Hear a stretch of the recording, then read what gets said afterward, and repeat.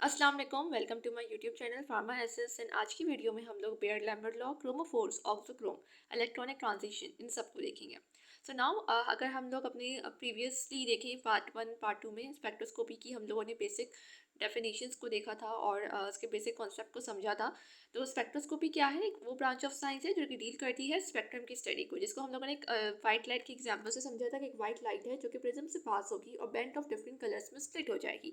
और इस band of different colours जो स्प्लिट होते हैं वो स्पेक्ट्रम को फॉर्म करते हैं। स्पेक्ट्रम की स्टडी को कहते हैं स्पेक्ट्रोस्कोपी। और स्पेक्ट्रोस्कोपी बेस करती है absorption and emission of light पे।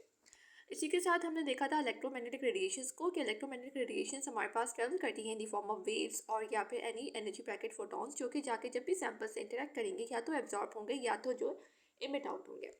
सो now let's start with the Beer Lambert law. अच्छा, पार्ट 1 एंड पार्ट 2 की जो लिंक है वो डिस्क्रिप्शन में गिवन है, जिसको अपने कॉन्सेप्ट को फ्रॉम स्टार्टिंग कवर करना है, क्लियर करना है, ताकि आगे की बातें समझ में आ जाए। तो हम लोग उसकी वीडियो जो है गिवन है, चैनल पे भी है, लिंक डिस्क्रिप्शन में गिवन है, वहाँ से समझ सकते हो ताकि आगे की बातें अच्छे से समझ आ जाए। तो अब बेयर लैम्बर्ट लॉ से स्टार्ट करते हैं। बेयर लैम्बर्ट लॉ क्या है? बेयर लैम्बर्ट लॉ दो पार्ट में डिवाइडेड है, एक बेयर लॉ और एक है लैम्बर्ट लॉ। अगर हम बेयर्ट लॉ की जो है स्टेटमेंट को देखें तो बेयर्ट लॉ कहता है कि एब्जॉर्प्शन जो है वो डायरेक्टली प्रोपोर्शनल है कंसंट्रेशन ऑफ सैंपल के।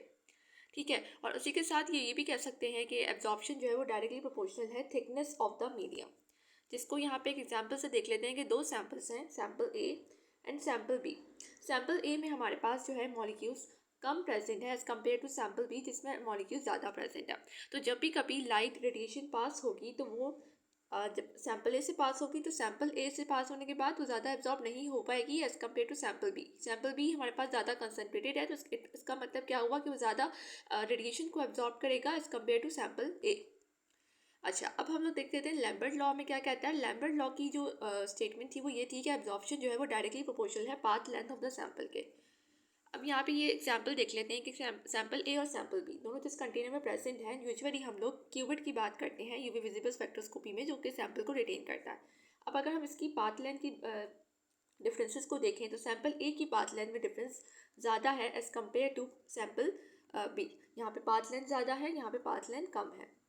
तो जब भी कभी रेडिएशन पास होगी तो रेडिएशन पास होने के बाद यहाँ पे ज़्यादा एब्जॉर्ब होगी और यहाँ पे कम होगी, क्योंकि पाथ लेंथ इस इन्वर्स पाथ लेंथ जो है वो डायरेक्टली प्रोपोर्शनल है एब्जॉर्प्शन के। और एक और बात याद रखना, जब भी कभी रेडिएशन पास होती है तो या तो वो एब्जॉर्ब होती है या फिर वो इमिट आउट होती है और या फिर वो ट्रांसमिट होती है। तो जब भी हमारे पास रेडिएशन ज़्यादा एब्जॉर्ब होगी तो उसका मतलब ये हुआ कि लाइट जो है वहाँ से ट्रांसमिट कम होगी। अब सैंपल ए में देख लेते हैं, जब पाथ लेंथ ज़्यादा है तो एब्जॉर्प्शन भी ज़्यादा है, और एब्जॉर्प्शन ज़्यादा है तो ट्रांसमिटेंस क्या हो गई? कम हो गई।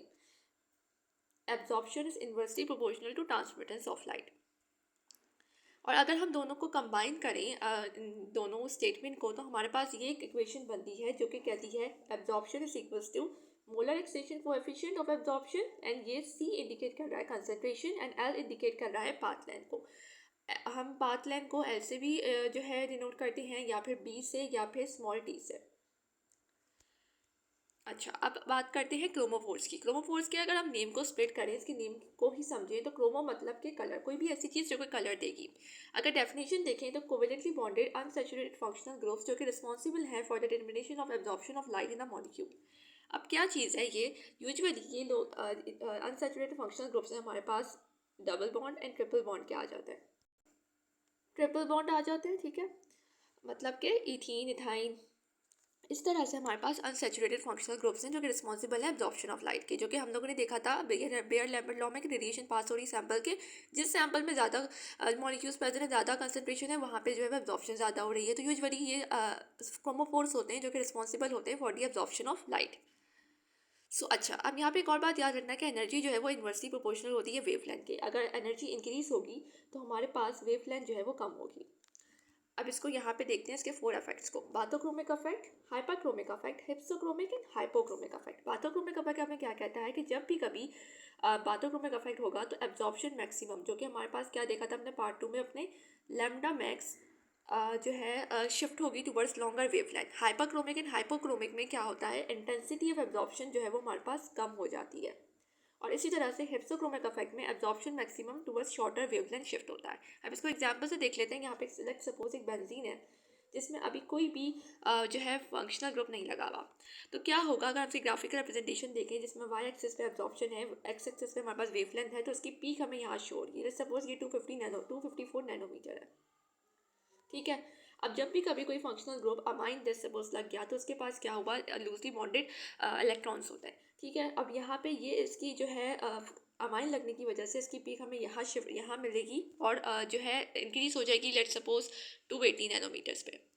तो क्या हुआ, ये जो है पीक इधर से लेफ्ट साइड से राइट साइड पे शिफ्ट हो गई, तो हम इसे कहेंगे बाथोक्रोमिक इफेक्ट। और अगर यहाँ पे थी, लेट सपोज बेंजीन के पास एक ऐसा ग्रुप आके लगता है जो कि उसकी एब्जॉर्प्शन को कम कर रहा है, तो वो क्या होगी, पीक जो है वो लेफ्ट साइड पे शिफ्ट हो जाएगी या फिर शॉर्टर वेवलेंथ की तरफ, तो हम इसको कहेंगे हिप्सोक्रोमिक इफेक्ट। और इसी तरह से ये इफेक्ट जो कि हायर पीक दे रहा है वो होगा हाइपरक्रोमिक, और ये जो हमारे पास लोअर पीक दे रहा था ये हो गया हाइपोक्रोमिक इफेक्ट। इसी तरह से ये ओवरऑल रिप्रेजेंटेशन है towards right side, towards left side, increase and decrease. और इस तरह से हमारे पास लास्ट में आते हैं ऑक्सोक्रोम्स। ऑक्सोक्रोम्स हमारे पास वो सेचुरेटेड फंक्शनल ग्रुप्स हैं जो कि अटैच होते हैं क्रोमोफोर के साथ और उसकी इंटेंसिटी ऑफ एब्जॉर्प्शन को मॉडिफाई करते हैं या फिर इन्हेंस करते हैं।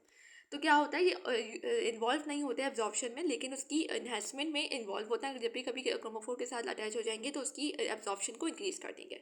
सो यहाँ पे इतने सी जो है सिंपल वे में बेयर लैम्बर्ट लॉ की क्रोमोफोर की ऑक्सोक्रोम्स की एक्सप्लेनेशन थी। फर्दर डिटेल्स इंस्ट्रूमेंटेशन से रिलेटेड नेक्स्ट वीडियो में आएगी। अगर चैनल को सब्सक्राइब नहीं किया, लाइक नहीं किया, शेयर नहीं किया तो कर दो। इसी वे में सिंपल वे में आप लोगों को वीडियो यहाँ पे मिलेंगी। और तब तक के लिए अल्लाह हाफिज़, मिलते हैं नेक्स्ट वीडियो में।